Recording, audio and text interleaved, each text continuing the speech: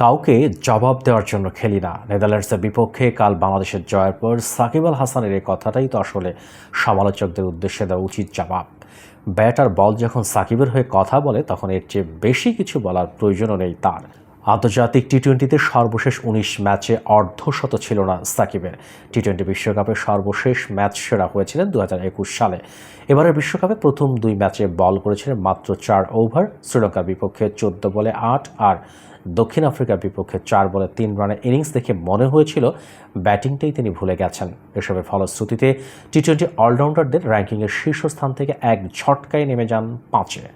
সবখানে যখন সাকিব ফুরিয়ে গেছেন রব, তখনই তিনি আবারও সমহিমায়।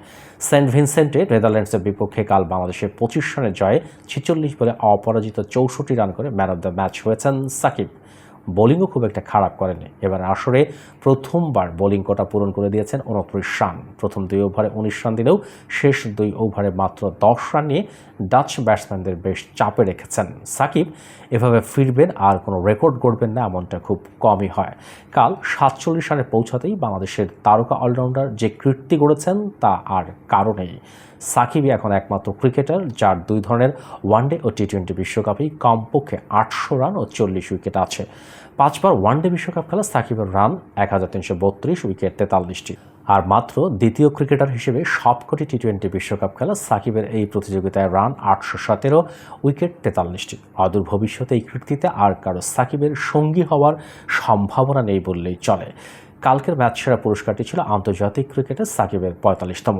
এখনও পর্যন্ত টেস্টে ৬, ওয়ানডেতে ২৭ ও টি-20তে ১২ বার ম্যাচের সেরা খেলোয়াড়ের স্বীকৃতি পেয়েছেন। এখানেই শেষ নয়, আইসিসি টুর্নামেন্টে বাংলাদেশের সর্বশেষ ১২ জয়ের ৮টিতেই ম্যাচ সেরা হয়েছেন সাকিব।